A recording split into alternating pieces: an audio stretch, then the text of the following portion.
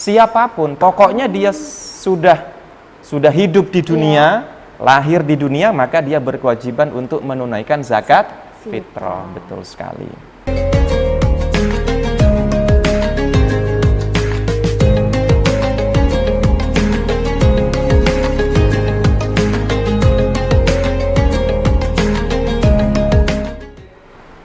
Halo Sobat Generus Jember, masih di Bincang Hikmah Ramadan bersama Ustadz Sirajuddin.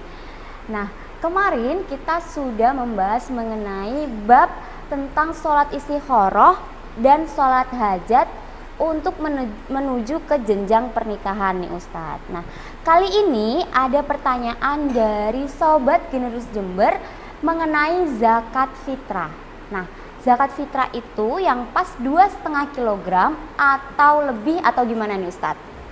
Baik, pertanyaan yang sangat bagus ya tentang zakat, khususnya zakat fitrah ya yang kita keluarkan di bulan puasa sebelum Idul Fitri ya. Ini yang ditanyakan adalah jumlah ya yang dikeluarkan berapa banyak. Umumnya 2,5 kilo gitu ya, atau 2,5 kilo. Kita lihat dari sabda Rasulullah sallallahu alaihi wasallam, farada Rasulullah sallallahu alaihi wasallam so'an min tamrin aw so'an min sya'irin. Rasulullah mewajibkan zakat fitrah itu 1 sok dari kurma atau 1 sok dari gandum.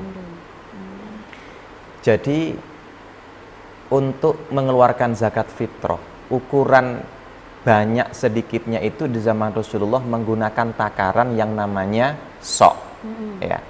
Ketika itu, saat itu tidak menggunakan timbangan sekilo, 2 kilo, 3 kilo enggak, tapi menggunakan takaran. Jadi sebuah wadah yang namanya sok. Ada wadah namanya mud, ada wadah namanya sok gitu ya. Nah, zakat fitrah itu kewajibannya adalah 1 sok, 1 takaran sok namanya. Beberapa teman amil sudah pernah melakukan penelitian ya dari beras 1 sok. Ketika beras ditakar 1 sok kemudian ditimbang, maka beras itu menjadi 2,6 atau 2,7 kilo. 2 kilo 6 on atau 2 kilo 7 on. Kalau yang 2,5 kilo justru tidak sampai 1 sok ya. Maka sesuai dengan pertanyaan, lebih baik 2,5 atau lebih baik lebih gitu loh. Bahkan lebih dari 2,7 kilo juga lebih bagus gitu kan. Karena nanti ketika menyerahkan ke amil penerima zakat dan pembagi zakat itu akan ditakar menggunakan takaran sok namanya. Betul, akan ada nggak Mas operator sok di situ, ada nggak ya? Kalau ada mungkin coba dicari. Jadi sok itu sebuah takaran ya. Lah kalau menggunakan timbangan yaitu tadi sekitar 2,6 atau 2,7 tergantung berasnya Mbak ya. Betul. Jadi kalau berasnya itu yang kelas rendah istilahnya ya, yang medium, yang banyak hancur-hancurnya, itu biasanya dia bobotnya lebih berat karena padat kan. Maka ketika ditimbang dia bisa mencapai 2,7 lebih bahkan. Tapi kalau berasnya yang premium ya, yang utuh-utuh malang-malang itu berkisar 2,6 cuman karena dia lebih lebih rangka lah gitu ya. Nah, gitu. Sehingga ya 2,7 itulah ya, 2,7 minimal. Umpama dilebihkan sampai 3 kilo karena ketika beli di toko nggak ditimbang 2,7 kilo, nggak ditimbang on-onan gitu kan, langsung beli 3 kilo saja. Langsung 3 kilo aja ya. Toh nanti ketika ditakar dan ada lebihannya akan dikembalikan kan gitu. Kalau mau disedekahkan ya silahkan sedekahkan, bisa untuk kepentingan yang lain kan gitu. Karena memang kalau di warung kan nggak mungkin ya beli 2,7 ons gitu, pasti repot lah pakai on-onan gitu ya. Langsung beli 3 kilo, artinya daripada kurang mending lebih gitu kan. Nanti ketika ditakar menggunakan sok, terus lebihannya itu akan dikembalikan ke muzakinya itu. Gitu. Jadi gitu ya untuk Sobat Generus Jember, memang lebih bagus untuk dilebihkan karena kalau pakai yang 2,5 kilo itu malah nggak mencapai 1 sok. Tidak mencapai 1 sok. Terus ada pertanyaan lagi nih Ustadz mengenai ada anggapan bahwa zakat fitrah itu hanya untuk orang yang mampu saja. Jadi jika dia itu merasa sebagai fakir miskin, dia tidak punya kewajiban untuk membayar zakat fitrah. Nah, itu gimana tuh tentang tanggapan itu, Ustadz? Bagus. Jadi dalam hadis itu kalau zakat fitrah itu semuanya berkewajiban. Oke, harus. Ini kebetulan di depan saya ada hadis Bukhari ya. Bab zakat insya Allah ada di jilid yang kedua kalau nggak salah. Mudah-mudahan nggak keliru ya. Bab zakat ya, bab zakat di awal biasanya. Ini agar sobat Generus Jember tahu betul hadisnya, karena saya juga kalau nerangkan zakat, saya terus terang masih belum berani kalau tidak megang hadisnya ya. Jadi siapa sih yang berkewajiban membayar zakat fitrah itu, gitu kan? Apakah hanya orang yang mampu saja, ataukah semua orang berkewajiban nih, gitu ya? Kita lihat di hadis Bukhari nomor hadis 1432 atau 1432. Di situ disebutkan Ani bin Umar radhiyallahu anhu qala farada Rasulullah sallallahu alaihi wasallam zakat al-fitri su'an min tamrin aw su'an min syair 'alal abadi wal hurri wad dzakar wal unsa was-shaghir wal kabir minal muslimin. Ya. Hadisnya seperti itu. Jadi Rasulullah mewajibkan zakat fitrah itu 1 sok dari kurma atau 1 sok dari gandum. Jadi zakat fitrah yang dikeluarkan itu adalah bahan makanan yang dimakan sehari-hari. Di zaman Rasulullah makanannya itu ya gandum atau kurma. Ya, sehingga hadisnya di sini tersuratnya adalah kalimat beliau adalah so'an min tamrin atau so'an min syairin. 1 sok tadi itu ya. Yang kalau ditimbang dalam 1 sok itu kurang lebih bobotnya 2,6 sampai 2,7 kilo ya. Siapa yang berkewajiban? Hadisnya dilanjutkan alal abadi wal hurri. Ya, wajib atas budak dan orang merdeka. Di 2 kalimat ini kan sudah mencakup semuanya nih. Berarti semua orang, baik budak maupun orang merdeka. Kira-kira menurut Mbak Vindi, budak itu orang kaya apa orang yang miskin kira-kira? Orang yang miskin tentunya. Betul sekali ya. Kemudian dilanjutkan lagi wadzakari wal unsa. Orang laki-laki dan orang perempuan. Was-shaghir wal kabir, anak kecil dan orang tua, orang dewasa.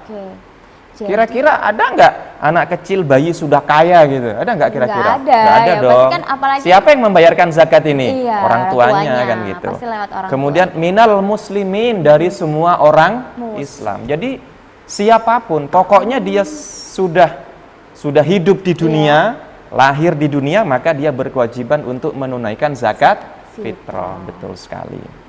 Berarti meskipun nih ada bayi lahir di tanggal mendekati Lebaran nih, tapi belum mencapai Lebaran Idul Fitri, berarti tetap ada kewajiban untuk membayar zakat.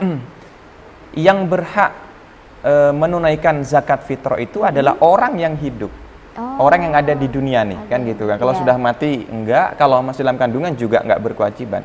Tapi begitu dia lahir di bulan Ramadan gitu ya, belum sholat Id, maka dia berkewajiban untuk menunaikan zakat. Siapa yang menunaikan? Ya orang tua tentunya yang membayarkan, karena dia masih lemah, belum punya apa-apa, kan begitu. Kecuali kalau lahirnya setelah sholat Idul Fitri, karena hadisnya kan zakat fitrah itu diberikan sebelum sholat Idul Fitri. Jadi itu ya untuk sobat Generus Jember, bahkan bayi yang baru lahir pun meskipun sebelum sholat Idul Fitri itu punya kewajiban untuk membayar zakat fitrah. Jadi semua orang itu punya kewajiban untuk membayar zakat fitrah, baik mau orang miskin, orang kaya yang sudah dijelaskan tadi, laki-laki, perempuan, seperti itu ya Ustadz ya. Anak kecil, orang dewasa, betul sekali. Gitu. Beda dengan zakat mal. Beda dengan zakat mal, zakat tijarah, zakat zuru itu ya, zakat-zakat yang lain, zakatnya harta ya. Nah, kalau zakat mal seperti zakat zuru misal gitu ya, zakat hasil pertanian, itu memang yang berkewajiban adalah orang yang nisab ya. Zakat mal misal atau zakat tijarah perdagangan, yaitu adalah orang yang memang sudah nisab, mampu ya. Tapi kalau zakat fitrah semuanya tidak ada batas kemampuannya. Tidak ada batas kemampuannya. Tapi kalau zakat mal hanya tertentu, yaitu bagi orang-orang yang memang hartanya sudah nisab. Gitu, Mbak Vindi. Nah, kemudian nih terakhir ada pertanyaan mengenai zakat fitrah itu dibagikan ke siapa aja, Ustadz? yang berhak menerima zakat Iya. fitrah gitu Iya, ya. yang Disebut berhak sebagai menerima. mustahik gitu ya. Iya. Jadi yang mengeluarkan zakat itu sebutannya muzaki, orang yang Muzaki. mengeluarkan zakat, yang berzakat. Kalau yang menerima itu namanya mustahik, Mustahik. orang yang berhak menerima zakat, Zakat. gitu. Orang yang berhak menerima Oke. zakat. Jadi di hadis tentang bab zakat juga juga disebutkan kalau yang berhak menerima zakat itu ada di dalam di dalam Al-Qur'an surat ya. At-Taubah ayat 60. Di situ juga tercantum dalam hadis ini, innamas shadaqatu lil fuqara wal masakin wal amilina 'alaiha wal mu'allafati qulubuhum wa fir riqabi wal gharimin fi sabilillah wa bani sabil faridatan minallah. Al-ayah At-Taubah 60. Jadi sesungguhnya sedekah, maksudnya zakat itu peruntukannya lil fuqara, bagi orang-orang yang fakir. Wal masakin, dan orang-orang miskin. Ini mau saya jelaskan enggak nih, siapa fuqara, siapa masakin nih? Boleh nih, biar Boleh nih. lebih tahu Jadi lagi fuqara detailnya. atau fakir ya. Itu makna harfiah dari fuqara itu orang yang butuh ya. Oke. Artinya orang ini dia bisa bekerja, memiliki maisah, bisa bekerja, punya penghasilan, tapi penghasilannya tidak bisa mencukupi kebutuhannya sehari-hari. Misal begini, dia bekerja dengan gaji per harinya 50.000. Iya. Tapi dia punya 1 istri, punya 10 anak misal nih. Waduh, Ini gimana untuk beli tuh? berasnya aja nggak cukup kan? Iya. Maka ini berarti kategori golongan fakir. Oh. Jadi dia bisa bekerja, punya penghasilan, tapi hasilnya tidak bisa memenuhi kebutuhannya sehari-hari. Dia berhak Oke. menerima. Yang kedua, al-masakin. Masakin ini man harfiahnya adalah orang yang jatuh. Ini adalah orang yang dia tidak bisa bekerja karena adanya suatu hal pada dirinya. Oh. Misal karena sakit, atau misal karena cacat, Oh, ya. atau memang nggak punya pekerjaan, ya. Sehingga karena tidak bekerja, dia tidak punya penghasilan.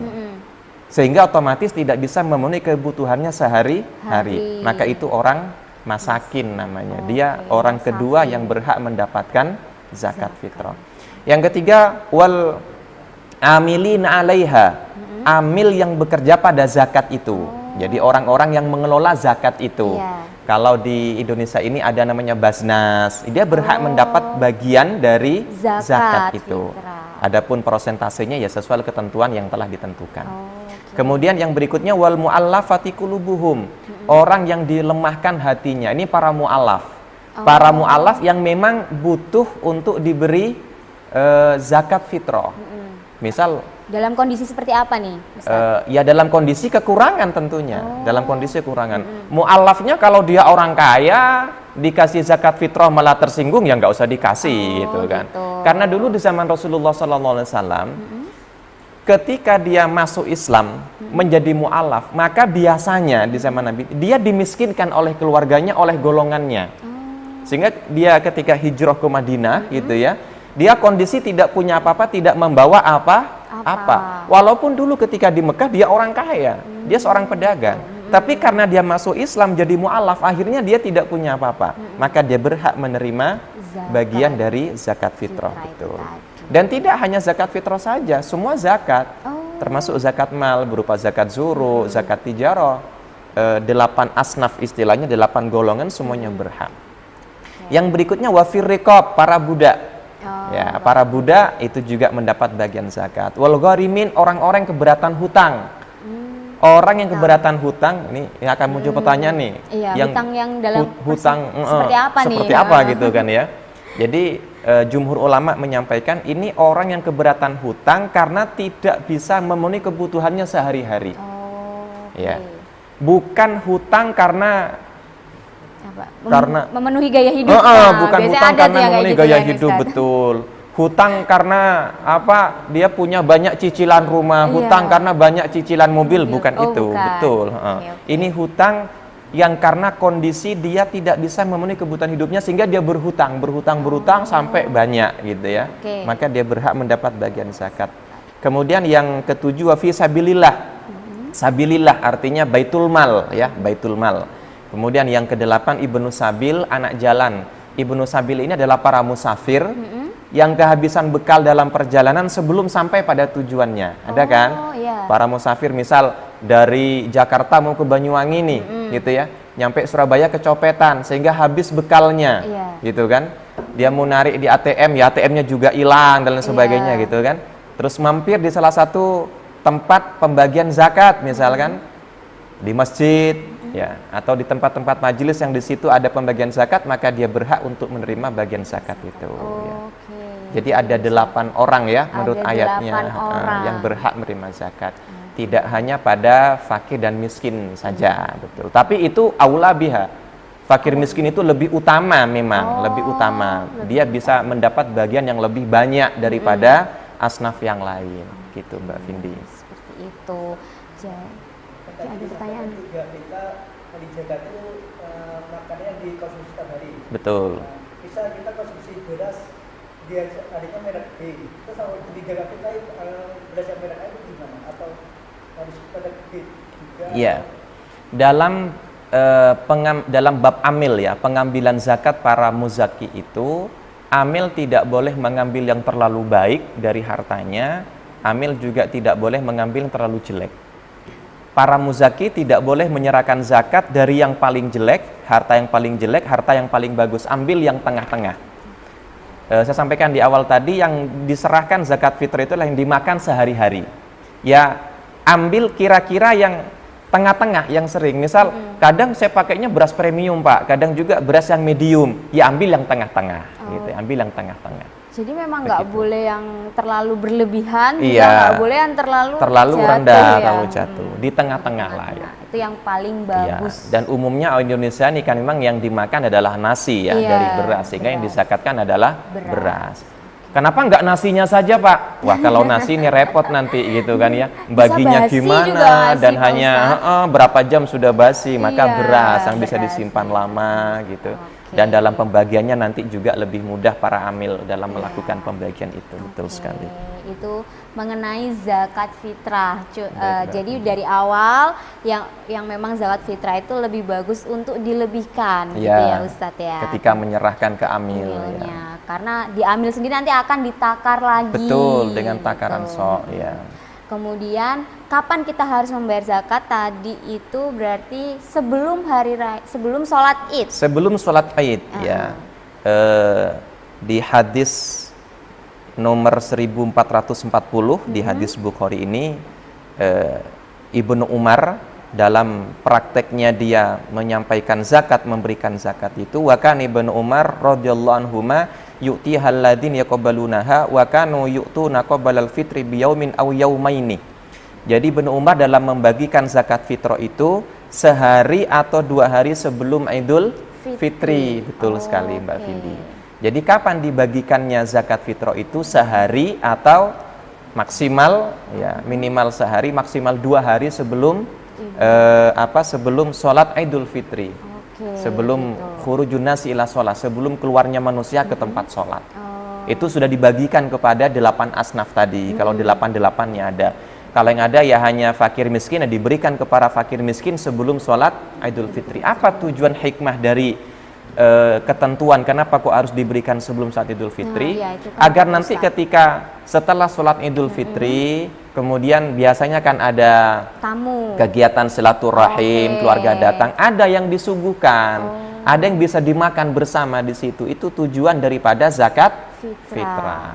Maka diberikan sebelum sholat Idul Fitri. Betul sekali. Itu ya.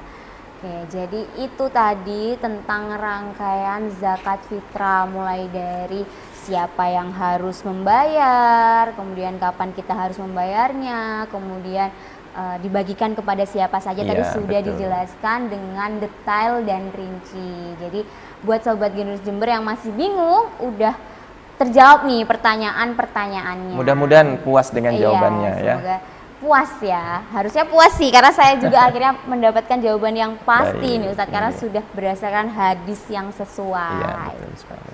Oke, mungkin itu aja Ustadz untuk episode kali ini terkait zakat fitrah. Ketemu lagi di Bincang Hikmah Ramadan di episode selanjutnya. Wassalamualaikum warahmatullahi wabarakatuh. Waalaikumsalam warahmatullahi wabarakatuh.